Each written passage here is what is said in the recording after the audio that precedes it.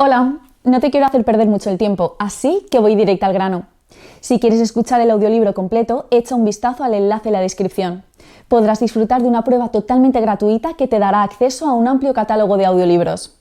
Pero espera, que hay más. Por si todavía tienes dudas, a continuación te dejo con un pequeño fragmento del audiolibro.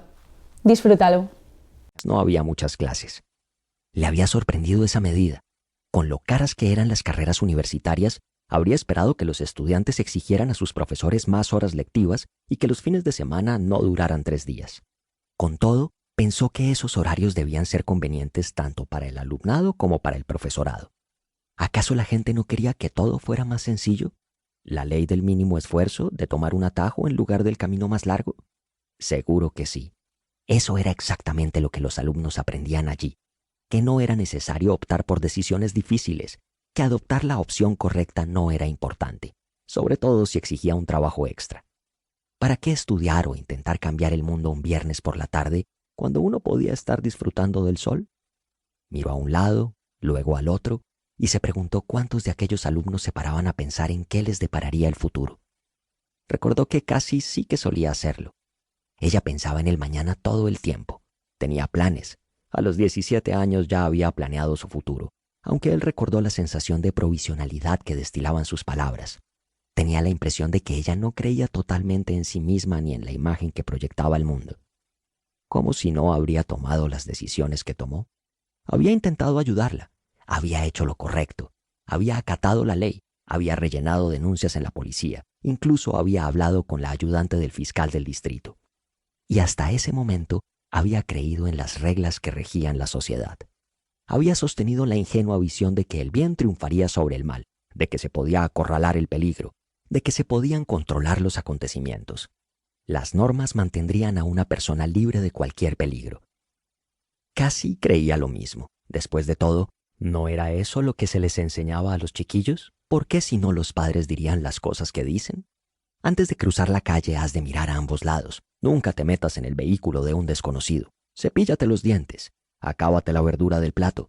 Abróchate el cinturón. La lista era interminable. Normas para protegernos y salvarnos. Pero había aprendido que las reglas podían ser peligrosas también. Las reglas se fundamentaban en promedios, no en datos específicos, y dado que la gente estaba condicionada desde la infancia a aceptar normas, era fácil seguirlas a ciegas. Confiar en el sistema. Era más fácil no preocuparse por el azar. Significaba que la gente no tenía que pensar en las consecuencias posibles y cuando el sol brillaba los viernes por la tarde, podían dedicarse a jugar con un frisbee sin que nada les importara un comino. La experiencia era el profesor más feroz. Durante casi 2 años no había podido pensar en otra cosa que en las lecciones aprendidas. Unas lecciones que casi lo habían consumido, pero poco a poco la claridad había empezado a emerger. Casi era consciente del peligro. Él la había prevenido acerca de lo que sucedería, y al final ella se había limitado a seguir las reglas, porque era conveniente. Miró el reloj y vio que ya era hora de irse. Cerró el libro y se puso de pie. Se quedó quieto unos instantes, pendiente de si su movimiento había provocado que alguien se fijara en él. Vio que no.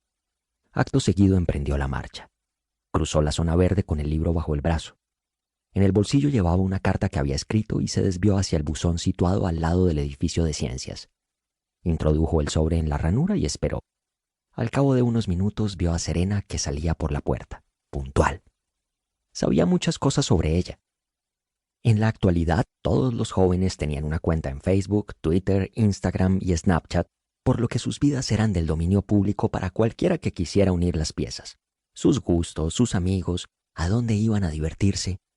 Se había enterado por Facebook de que ella iría a comer a casa de sus padres con su hermana el próximo domingo, y mientras la observaba caminar delante de él, con el cabello castaño oscuro agitándose sobre los hombros, volvió a pensar en lo guapa que era.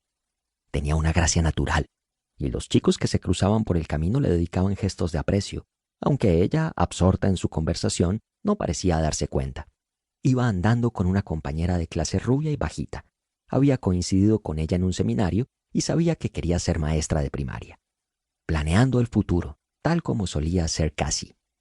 Mantuvo la distancia, envalentonado por el poder que sentía cuando estaba cerca de ella, un poder que había estado sintiendo durante los 2 últimos años. Ella no tenía ni idea